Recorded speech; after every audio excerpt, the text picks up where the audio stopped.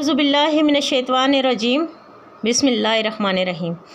अस्सलाम वालेकुम व्यूअर्स, उम्मीद करती हूँ आप खैरियत से होंगे। हमने एक स्टोरी शुरू की है जिसका नाम है हवेली की बेटी, जिसकी आज 8वीं एपिसोड है। एपिसोड शुरू करने से पहले अगर जिन सब ने हमारा चैनल सब्सक्राइब किया है उन सब का बहुत शुक्रिया। जिन लोगों ने अभी तक सब्सक्राइब नहीं किया है वो लोग सब्सक्राइब कर लें और बेल आइकन को दबाना ना भूलें, ताकि हमारी आने वाली हर न्यू वीडियो का नोटिफिकेशन आपको बर वक्त मिल सके। तो चलें स्टार्ट करते हैं। रात के न जाने कौन से पहर हरीम की आंख खुली।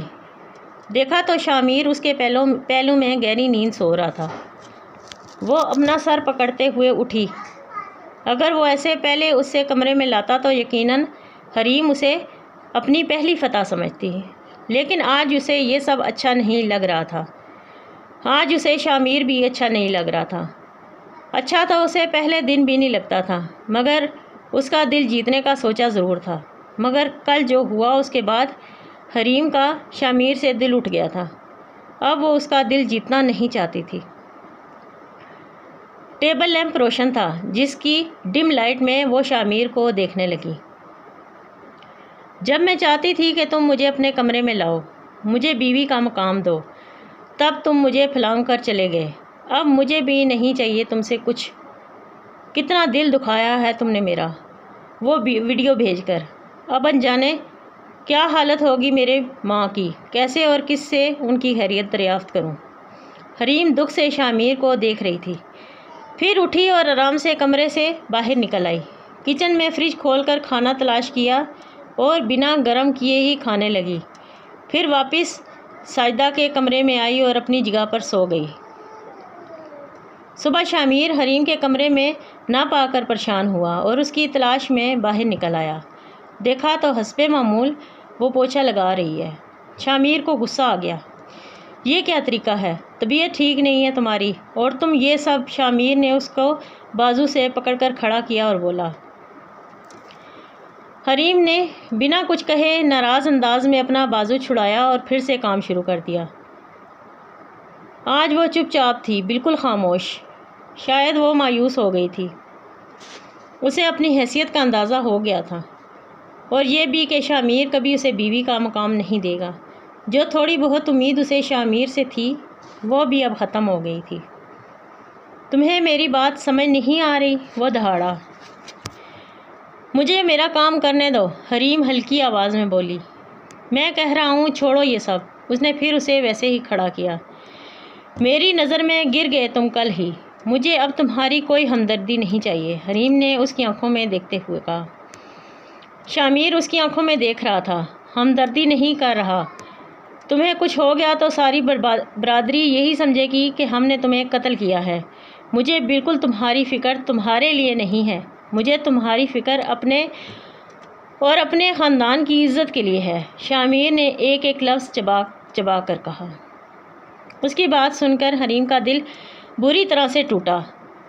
उसकी आंखों के किनारे नम हो गए। उसने इन्हीं नम आंखों से शामीर को देखा और उसे धक्का देकर वहाँ से भाग गई। शामीर एक कदम पीछे लड़खड़ाया। हरीम अब उसकी नज़र से ओझल हो गई। वो सुल्ताना खातून के कमरे में आया। अम्मा, हरीम को काम करने के लिए आपने कहा है। शामीर का अंदाज़ धीमा था मगर थोड़ा खफा सा। कौन हरीम? सुल्ताना ने कहा। मेरी बीवी। वो मेरा मतलब है वनी। शामीर ने पहले जल्दी में बीवी कहा, फिर सुल्ताना बेगम के खौफ से ही वनी बोल दिया। मैंने उसे देखा तक नहीं सुबह से। तुमने तो उसे अपने कमरे में सुलाया था ना। सुल्ताना बेगम का अंदाज़ बहुत जताने वाला था। मैंने आपको वजह बताई थी, वो नज़रें चुराते हुए बोला। देखो शामीर, अब वो ठीक है। तुम जितना उसका ख्याल रखोगे वो उतना ही खुद को बड़ी चीज़ समझने लगेगी। जब तुमने उसे एक दिन छोड़ ही देना है तो इस सब का क्या फ़ायदा? कौन सा तुमने उसे साथ रखना है, या बीवी का मुकाम देना है, या वारिस चाहिए तुम्हें उस लड़की से? फिर क्यों नरमी दिखाकर उसके दिल में उम्मीद जगा रहे हो? सुल्ताना बेगम प्यार की मार दे रही थी उसे। आप गलत समझ रही हैं अम्मा। وہ مجھ سے شدید نفرت کرتی ہے، وہ میرے ساتھ رہنے کا خود بھی نہیں سوچ سکتی، اور نہ ہی تو وہ امید جگانے والوں میں سے ہے، شامیر بولا۔ بہت جان گئے اسے اتنے کم دنوں میں، پھر معنی خیز انداز میں سلطانہ بیگم نے کہا۔ شامیر پریشان تھا کیونکہ سلطانہ بیگم مسلسل اسے غلط سمجھ رہی تھیں۔ اچھا اماں، میں شہر کے لیے نکل رہا ہوں، ہفتہ وہاں رہوں گا، ایک کیس کا فیصلہ آنا ہے، اس وجہ سے۔ وہ کہتا ہوا اٹھا۔ ایک ہفتہ؟ سلطانہ بیگم نے زیر لب کہا۔ وہ مراد کو ساتھ لے کر نہیں گیا تھا۔ تقریباً ایک روز فجر کے وقت وہ کراچی پہنچا۔ وہ پیشے کے لحاظ سے وکیل تھا، یہ اس کا پیشن تھا۔ وہ وکالت اور سرداری کو ایک ساتھ لے کے چل رہا تھا۔ ایک ہفتہ وہ حویلی میں رہتا، اپنے علاقے کے لوگوں کے مسائل سنتا اور ان کو حل کرنے کی کوشش کرتا، تو ایک ہفتہ شہر آتا اور وکالت کو دیکھتا۔ اس کا زیادہ تر رہائش شہر میں ہی ہوتی تھی، مگر جنید کے قتل کے بعد وہ زیادہ حویلی میں رہنے لگا تھا، کیونکہ اس کے والد بیمار تھے اور وہ حویلی چھوڑ کر نہیں جانا چاہتا تھا، اور سلطانہ بیگم دکھی تھیں، تو شامیر کو لگا کہ اس کے والدین کو اس کی زیادہ ضرورت ہے اس وقت۔ وہ گاڑی پورچ میں کھڑی کر کے گھر کے اندر آیا، جہاں اس کا ملازم ضمیر موجود تھا۔ آپ اکیلے آئے ہیں آج صاحب؟ ضمیر نے اسے بنا گارڈز کے دیکھا تو پوچھا۔ ہاں، تنگ آ گیا ہوں میں گارڈ سے، ساری پرائیویسی ڈسٹرب ہو کر رہ گئی ہے میری ان کی وجہ سے، شامیر نے گھر کے اندر داخل ہوتے ہوئے کہا۔ یہ ایک نئے طرز کا خوبصورت بنگلہ تھا، جو خاص طور پر سلطان میر نے اپنے بیٹے شاہ میر اور جنید میر کے لیے لیا تھا سالوں پہلے، تاکہ وہ دونوں آرام سے شہر میں رہ سکیں۔ شاہ میر تو امریکہ چلا گیا ماسٹر کرنے، مگر جنید کو پاکستان بھاتا تھا۔ اس نے یہاں ہی اعلیٰ تعلیم حاصل کی تھی اور بہت پلاننگ کر رکھی تھی مستقبل کی، مگر زندگی نے ساتھ نہیں دیا۔ اب شاہ میر یہاں اکیلا رہتا تھا، اور عبید کو اس نے دشمنوں کے خوف سے باہر ملک بھجوانے کا فیصلہ کر لیا تھا۔ عبید لاہور میں زیر تعلیم تھا۔ صاحب، کھانا لے آؤں آپ کے لیے ہوٹل سے؟ آپ بتا دیتے اپنے آنے کا تو میں بنا دیتا آپ کے لیے، ضمیر نے کہا۔ نہیں، بس میں آرڈر کر رہا ہوں کچھ موبائل سے ہی، شامیر صوفے سے ٹیک لگاتے ہوئے بولا۔ کھانا کھانے کے بعد وہ سونے کے لیے لیٹ گیا اپنے کمرے میں۔ بہت تھکا ہوا تھا، اتنی لمبی ڈرائیو جو کی تھی، ورنہ تو مراد ہی کرتا تھا۔ جیسے ہی اس نے آنکھ بند کی، حریم کی نم آنکھیں اس کے سامنے آ گئیں۔ اس نے آنکھیں کھول دیں۔ کچھ دیر سوچنے کے بعد اس نے پھر آنکھیں بند کیں، مگر پھر وہی حریم کی شکوہ کناں آنکھیں۔ اس نے پھر آنکھیں کھول دیں، اور پھر ان آنکھوں نے ساری رات شاہ میر سلطان کو سونے نہیں دیا۔ شاہ میر کے جانے کے بعد سلطانہ بیگم نے مراد کو بلایا۔ آپ نے یاد کیا؟ مراد نے کہا۔ ہاں، نمبر ہے نہ تمہارے پاس شاہ نواز کے بھتیجے کا؟ سلطانہ بیگم نے کہا۔ جی، مراد بولا۔ پھر انہوں نے ساجدہ سے کہا کہ ونی والی لڑکی کو لے آؤ۔ تھوڑی دیر بعد وہ حریم کو لے آئی۔ حریم سوالیہ نظروں سے انہیں دیکھنے لگی۔ وہ شاہانہ چال چلتی ہوئی حریم تک آئی۔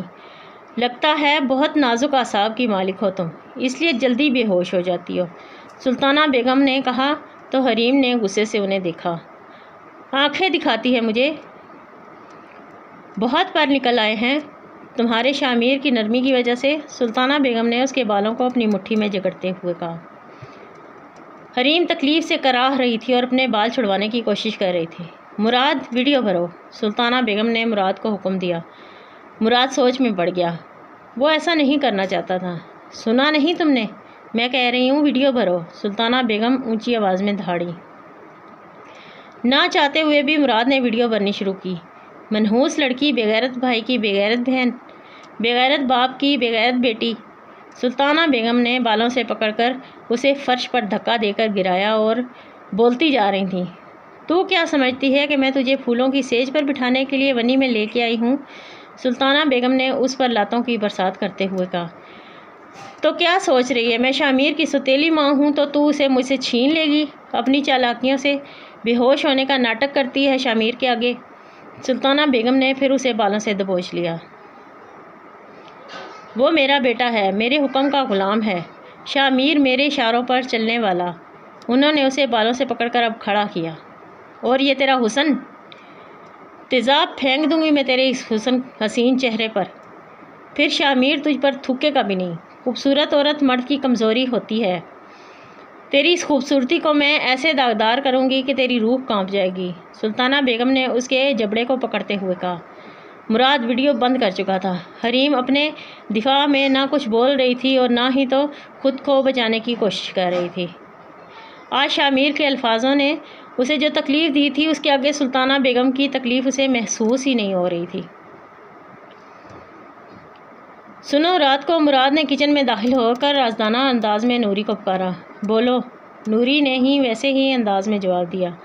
یہ درد کی گولی ہے، یہ جا کر بھابھی کو دے آؤ۔ مراد بولا۔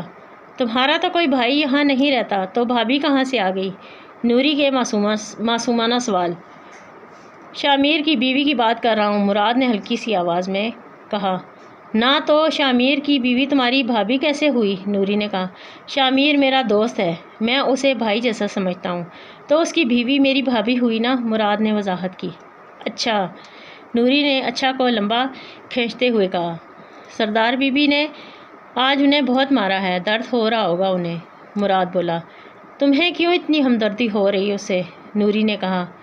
تم کو جو کہا ہے وہ کرو، مراد نے اب کی سختی سے کہا۔ اچھا دے کے آتی ہوں۔ نوری گولی لے کر حریم کے پاس آئی، جس کے جسم سے اس وقت سلطانہ بیگم کی مار کھانے کے بعد درد کی ٹیسیں اٹھ رہی تھیں۔ لے، مراد نے دیا ہے تمہارے لیے، نوری نے اسے جھنجھوڑتے ہوئے کہا۔ اسے لگا حریم سو چکی ہے۔ مراد نے حریم نے آہستہ آواز میں کہا، کہیں ساجدہ نہ جاگ جائے۔ ہاں، کہہ رہا تھا سلطانہ بیگم نے بہت مارا ہے تمہیں آج، تو درد ہو رہا ہوگا، نوری نے سرگوشی کے انداز میں کہا۔ پانی لا دو، حریم نے بے بسی سے کہا۔ اس کا انگ درد سے دکھ رہا تھا۔ نوری نے اسے پانی لا کے دیا، اس نے گولی کھا لی۔ وہ واقعی اسے اس وقت درد کی گولی کی شدید ضرورت تھی۔ وہ پھر سے لیٹ گئی۔ اس کا مطلب مراد کو مجھ سے ہمدردی ہے اور مجھے اس کی ہمدردی کا فائدہ اٹھانا چاہیے۔ جو درد کی دوا دے سکتا ہے وہ مدد بھی کر سکتا ہے، حریم نے سوچا۔ سارا ہفتہ شامیر بے چین رہا، پھر آج واپس آیا حویلی۔ سفر بہت طویل تھا تو وہ تھک چکا تھا۔ سب سے پہلے سلطان میر کے پاس آیا، ان سے کافی دیر باتیں کرتا آ رہا، پھر وہاں سے اٹھ کر سلطانہ بیگم کے پاس آیا۔ حالانکہ وہ تھک چکا تھا، لیکن جتنا بھی تھکا ہوا ہو وہ ان دونوں سے ملے بغیر نہیں سوتا تھا۔ سلطانہ بیگم کے کمرے سے نکل کر اس کی نظریں لاشعوری طور پر حریم کو تلاش کرنے لگیں، لیکن وہ کہیں نظر نہ آئی۔ اس نے سوچا سو گئی ہوگی ضرور۔ وہ مایوس سا کمرے میں آ گیا۔ تھوڑی دیر بعد دستک ہوئی تو نوری نے اجازت چاہی۔ سائیں، سردار بی بی نے کہا ہے کہ آپ سے کھانے کا پوچھ لوں۔ نوری نے اپنے آنے کا مقصد بتایا۔ نہیں، کھانا کھا لیا تھا میں نے راستے میں ہی۔ تم ایسا کرو، میرے لیے ایک کپ چائے بنا کر لاؤ، اچھی سی، شامیر نے کہا تو نوری چائے بنانے چلی گئی۔ تھوڑی دیر میں وہ چائے لائی اور سائڈ ٹیبل پر رکھا۔ سنو، حریم کہاں ہے؟ وہ جانے لگی تو شامیر نے اس سے پوچھا۔ سو گئی ہوگی، نوری نے جواب دیا۔ دیکھ آؤ، اگر جاگ رہی ہے تو اسے بلا لاؤ، شامیر نے کہا۔ سنو، جاگ رہی ہو؟ نوری نے اس کے کان کے پاس سرگوشی کی۔ وہ کہاں سوئی تھی، بس پہلو بدلتی رہتی تھی دیر تک، نہ جانے کتنی دیر کوشش کے بعد جا کر نیند کی دیوی اس پر مہربان ہوتی تھی۔ ہاں، کیوں، کیا ہے؟ حریم نے بیزاری سے پوچھا۔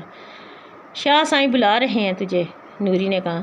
وہ تو شہر گئے تھے، حریم بولی، ابھی آئے ہیں گھنٹہ پہلے، نوری نے کہا تو وہ فوراً اٹھی۔ ماں نے بلا کر مارا تھا، اب بیٹا مارے گا، حریم ہارے ہوئے جواری کی طرح اٹھی۔ دروازے پر دستک، آ جاؤ، آگے سے شامیر کی آواز ابھری۔ وہ دروازہ کھول کر اندر آئی۔ شامیر دیوار کے سامنے کھڑا اپنی اور جنید کی تصویر کو دیکھ رہا تھا، پھر سر گھما کر حریم کو دیکھا۔